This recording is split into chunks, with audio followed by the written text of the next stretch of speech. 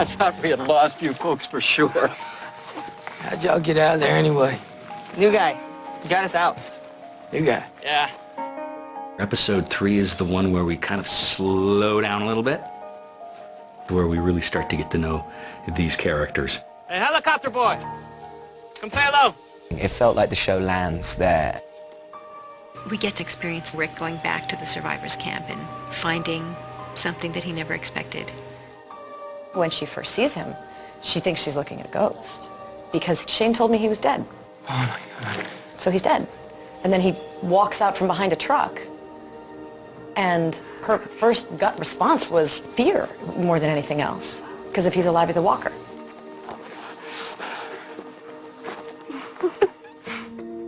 It lands more deeply when they're alone together in the tent and there's a chance to like put their arms on each other and just sort of realize you're here. Rick and Lori have this sort of simple communication of people who've been married forever and who understand each other really well. God, what? You're thinking about the man we left behind?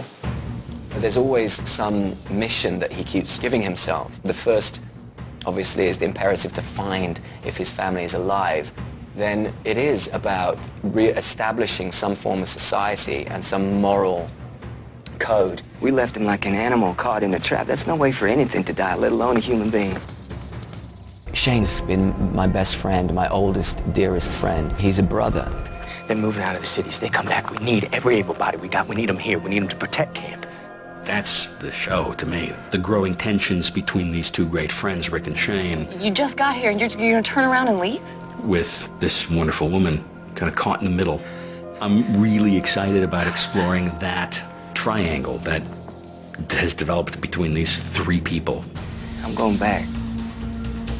The one thing that her husband keeps doing over and over that breaks her heart is going off to protect other people that aren't her and her son. There's a ton of friction between them. He's flawed. He's not the perfect guy. He's not the perfect husband. He's never been the perfect father. Dale, have you seen Carl? Shane took him down to the quarry. And in the intervening time, things have become enormously complicated with Shane. Shane said we could catch frogs. It doesn't matter what Shane says. It matters what I say. Go on, back to camp. I think that there's an unbelievable amount of self-loathing that both of them go through. You are the one that told me that he died. I think Lori's head goes to the most defensive place, which is, you turned me into an adulteress. And I blame you for that. And I think that's pure rage. From now on, my family is off limits to you. There's a loss there. I think it sort of grows and festers and becomes quite cancerous. I think it really comes from this place of where he really, really was just trying to do the right thing. You don't have Carol. You don't tell me what! I tell you what!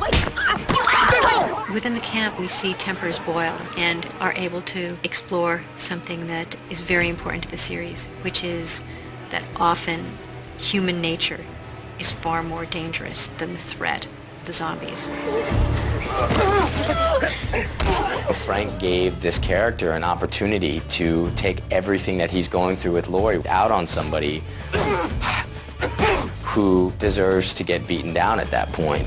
You put your hands on your wife, your little girl, anybody else in this camp one more time, I will not stop next time. Do you hear me? It sort of is a great example of this breakdown of rules, and, you know, at the end of the day, he can kind of do what he wants. There is no police force here. You know, there are no laws, and it's an unbelievable opportunity to show what's going on internally.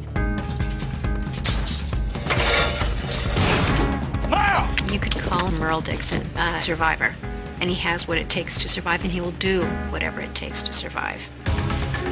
The human condition that's being expressed and being dealt with in this series is just phenomenal. It's a tough one. Our rules have been thrown out the window now. I mean, it's back to square one. And survival is the key. You got to do whatever you got to do to survive.